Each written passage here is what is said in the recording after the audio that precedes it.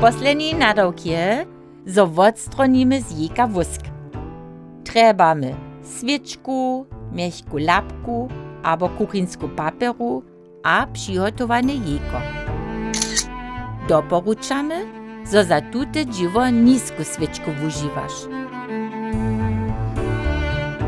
Dzierżymy jejko tak blisko nad pomieszkom, zo wusk przez czopwotu rozbieży, a wutryjemy ju nydom slapku.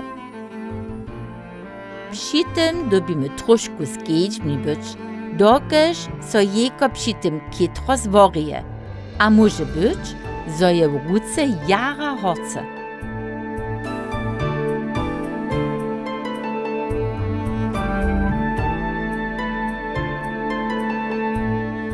Pomieszku przeblisko pak jejko też dzierżeć nie smymy.